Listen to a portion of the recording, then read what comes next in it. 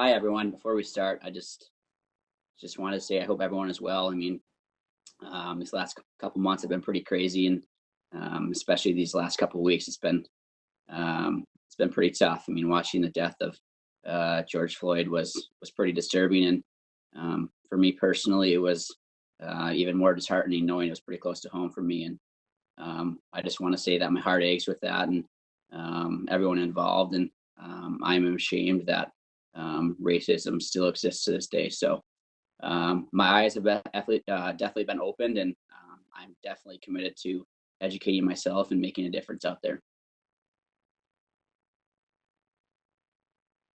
Okay, thanks. We'll take our first question will be Mike DeFabo from the Pittsburgh Post-Gazette. Mike, you can unmute yourself. Hey, Jake. First of all, thanks for doing this call. I appreciate the time. First of all, just can you explain what the day was like when you were injured? It was kind of an interesting day to go from finding out you're an all-star for the first time in your career to then obviously a gruesome injury. Can you just kind of walk us through the emotions of that day? Yeah, I mean, a lot of ups and downs that day. I mean, first all-star game, I mean, it's a pretty cool experience. I mean, I still remember calling my parents and they couldn't believe it, to be honest with you. But so pretty excited during the day. I mean, you worked hard to get to that moment, and you look up to the superstars in the league. So pretty exciting, but definitely a day change of events there, and first kind of major injury for me. So just kind of looking back at it, it's definitely a whirlwind kind of day, but hopefully I'll come out better from it. Thanks. The next question is from Seth Rohrbaugh from the Tribune Review. Seth, you can unmute yourself. Hi, Jake. Appreciate your time. What is your status right now? And what was the collision like from your vantage point? I mean, was it frightening? Was it scary? I mean, it looked very frightening just watching it on TV or watching it from the press box. Yeah, I mean, I didn't really know much at the time on what happened or like the severity of it, but once you look back on it and you kind of see the video, I mean, I'm pretty lucky more things didn't happen. I mean, it's pretty could have been a lot worse. So just kind of a scary situation, obviously accidental, but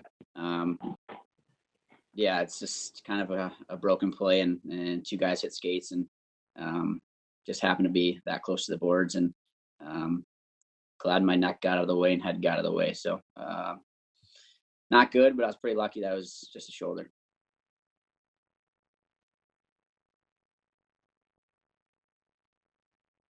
Do you want to also answer the status part of the question?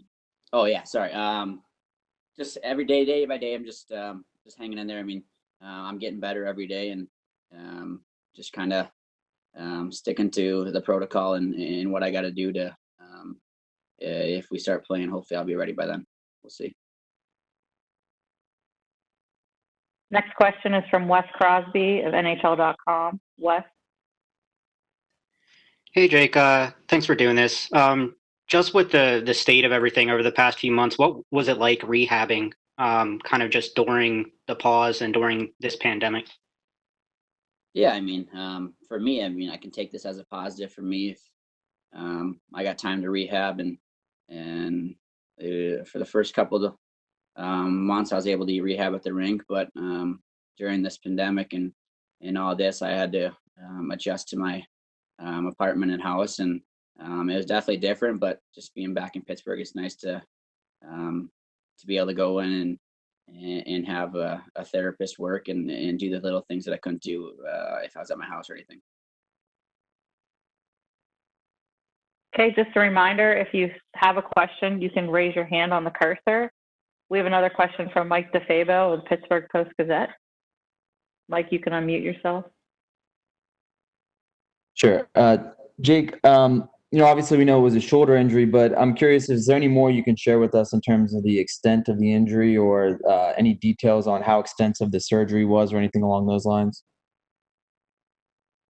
Yeah, I mean, I'm just kind of obviously pretty interesting shoulder injury. I don't know much about the shoulder stuff, so first time for me to deal with an injury like this. So yeah, it was from what I've heard, is pretty significant. But I mean, just kind of hanging in there. I mean, I trust in my doctors and the therapists and the wait staff guys to make sure I'll be ready to go.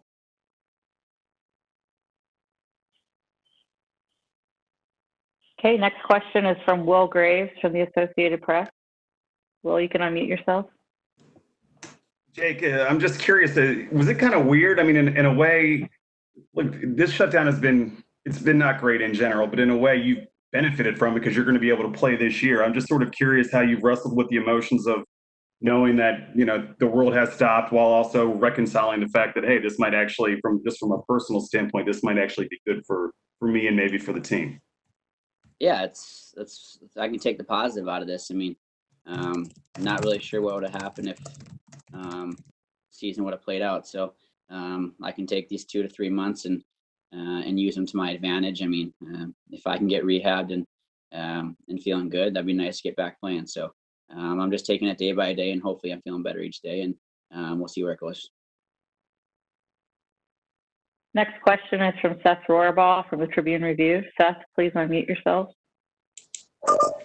Hi, Jake. I know a lot of times players with a shoulder or a knee or something like that, you know, they'll have that little bit of hesitation, you know, whether they're going to the corner or try to test that part of the body. I know you've just maybe gotten on the ice just now or wherever it might be, but do you think you might have to fight through any of that? You know, maybe a little bit of confidence issue just to make sure the injury's completely healed? Yeah, I don't know. I mean, it's just kind of have to see. I mean, you can't really do that. Think about that yet. With I haven't really been in a situation like that since the injury or anything like that. So it might be there. Yeah, I don't know. It's just hard to think about right now, and it's hard to process if that'll come to my mind during the game or if I'm ever thinking about it. So hopefully not. But I mean, we just never know what's going to happen until it happens. Okay, next question is from Jenna Harner from WPXI. Jenna, you can go ahead and unmute yourself. Hey, Jake, thanks so much for taking the time.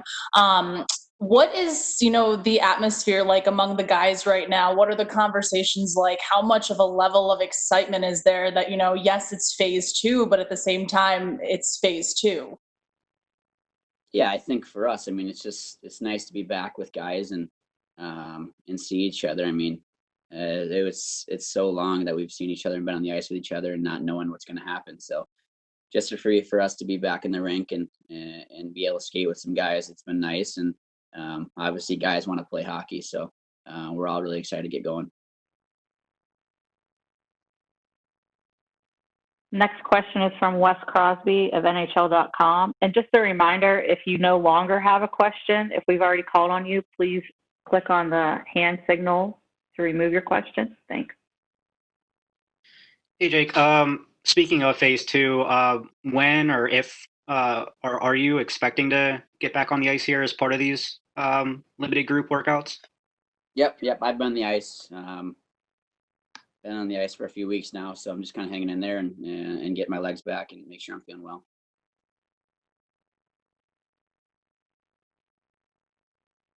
Okay, next question is from Dan Potash of AT&T Sports Network. Hi, Jake. Good to see you, buddy. Hope you're well. You too. Question for you in regards to a return to hockey and then the playoff format that's been talked about. A lot of fans obviously are curious about the team coming back together and what scenarios may look like on the ice with lines and so forth and so on. I think that one thing that may interest fans is the possible formulating a line that has yourself, Sidney Crosby, and Connor Sherry together, because that line at one point, not too long ago, did have some success. Have you allowed yourself to kind of revisit some moments from the past and the thought that maybe something can be resparked or rekindled between you guys again? Yeah, for sure. I mean, obviously my first year we had a lot of fun playing together with each other, and it was kind of cool that Sid and the kids kind of got a little name going around. So yeah, I've thought about it. I mean, it'd be an awesome experience again because we really feed off each other. We know each other's games. So if we have that opportunity, we'll have to hopefully get some time to get that chemistry back, and hopefully these phase 2, phase 3, and in the playoffs, we can do that, and hopefully we can make another run for it. Okay, next question is from Wes Crosby, NHL.com. Wes, go ahead. Hey, Jake, just looking ahead to that matchup against Montreal, just what challenges do you think that they kind of give you guys, even being that 12th team in there?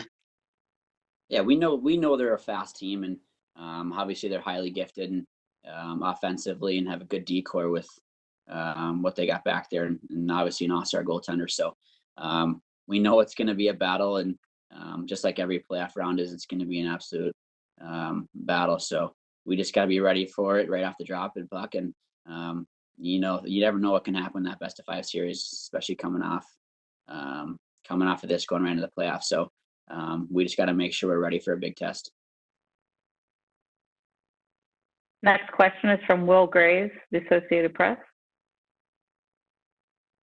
Hey, Jake, I'm just curious, what do you feel that the players have a pretty good idea in terms of what the protocols are? Have they been explained to you pretty explicitly? I mean, what has been the process in terms of educating the players on what kind of needs to be done to make sure you guys proceed safely? Yeah, I mean, UPMC has done a great job for us at the rink alone. I mean, they've kept us safe, and that's the only way we're going to be able to play against if we're staying safe. So, I mean, the protocol we've gone over with our team and our athletic trainers, and it's going to take a lot, but you know what, we're just doing all the guidelines right now and staying through the process that they've set us up with. And I mean, UPMC has done great with the 2 rinks, and we don't see the other group or anything. So it's been pretty cool so far. Next question is from Mike DeFabo, Pittsburgh Post-Gazette. Hey, Jake. My question specifically about this phase 2 stuff. Since we can't be there, can you walk us through, like, what's it like? What kind of things are you specifically trying to work on? And then what are some of the major points of emphasis with phase 2, knowing that a phase 3, a formal training camp, is coming in about a month? Yeah, I think it's just for a lot of guys, it's just getting back on the ice and feeling comfortable out there again. I mean, if it's getting your legs under you, if it's getting your hands out there. So a lot of different things you're working on each day. Each player can be different, but I mean, you're working in the weight room, and then you're working on the ice, and I mean, guys have every different thing that they want to work on to make sure they're ready to go. So I think that's the biggest thing, is that we're all trying to get ready for this training camp and these playoff runs. Next question is from Seth Rohrbaugh from the Tribune Review. Hi, Jake. You mentioned the unrest in your state of Minnesota there over the past 2 weeks. What do you make of the fact that so many NHL players have wanted to speak out on this? Hockey players in general are pretty reserved when it comes to, say, political or social matters. Yeah, I mean, it's nice to see that when people have platforms, are using it to speak out, and obviously we know that it needs to end, and people are just learning and educating that we need to take action for it now. And it's all been pretty tough times, and hopefully we can all stand together.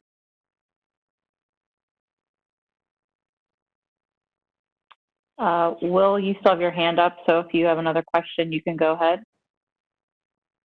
I'll come up with one. Jake, I'm just sort of curious, not when you go back to the moment of the injury, having never suffered something really serious during your career. I mean, what was sort of the initial, the look on your face as you're coming off the ice was pretty, I don't know, it was memorable to me. I'm just sort of curious what was running through your mind in that situation. Yeah, I wasn't really sure. I mean, just scored, and then you kind of do that. You're not really sure what's thinking. You're not really sure what the severity of the injury is. So just try to get off the ice and get back to the locker room as fast as I can, because I knew something wasn't good. So yeah, it was just, my head was in a blur. It's just hard to go through something like that. We have a couple more questions, and then a couple that were submitted via email. Next question is Dan Potash from AT&T Sportsnet. Jake, we talked to a lot of players about the thought of playing when you guys get back to games in buildings that are empty without fans, and some may look at that as a disadvantage only because when the fans get pumped up, they pump up players and elevate their games and so forth. Have you thought about the advantages to playing in a quiet building when it comes to communication on the ice or on the bench with not only your teammates, but maybe hearing what the other team is doing that can be seen as a plus? Yeah, I never really thought about that. You mean you can hear, you'll be able to hear a lot of different things that you never usually hear during games. So the communication level will be definitely different for all of us. I mean, if you're hearing things, I mean, you can't really hear much when there's fans in there. So, I mean, I think the biggest thing for us is we just got to be able to make sure we have our own energy and our own excitement that we got to create through this this playoff run, because we know we can do something special. Okay, Mike DeFabo, go ahead.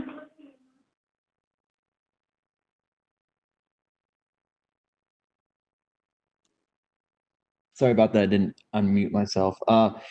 My question has to do with, obviously you guys voted and agreed upon this 2014 plan, and that was a significant step. But I understand that there's still possibly going to be a couple more votes before you officially agree to come back.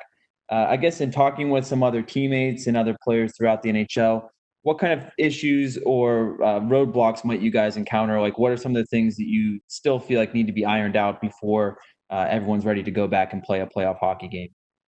Yeah, I mean, I think the safety is first and foremost. We got to make sure that everyone's going to be safe, and all the traveling people, the media, and all that. We got to make sure everything's is doable, and the hotel situation, the rink situation, how's that going to work? And still think there's a lot to go into it, but I think the PA and the NHL are trying to work all these things out for us to get some answers. And I mean, it's hard for us not knowing because we're such time-based athletes that it's hard for us to not know what's going to go on.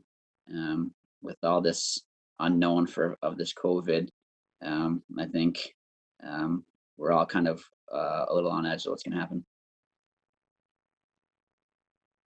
Okay, we have two questions from Dave Molinari of DK Pittsburgh Sports. First is, do you have any lingering concerns about whether your shoulder can hold up under the rigors of playing in the NHL, and what it will take for you to be confident that it is as solid as it's as solid as it was before the injury?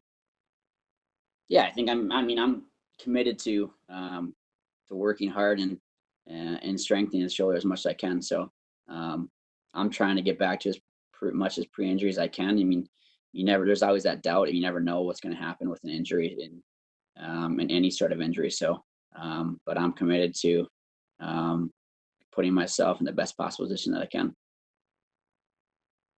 Okay, and the last question for today is, will it be more of a physical or mental challenge to get ready to participate in playoff intensity games after not being in any game for about 7 months? I think it's a little bit of both. I mean, physical, just getting back on the ice and make sure I'm feeling good. And I gotta jumping right into the playoffs. So I gotta make sure I'm mentally ready to go, and just thinking about all the situations it's gonna be. And I mean, with this phase 2, you can have, I'll definitely have the time to hopefully be able to be ready to go, and just kind of getting day by day, getting better.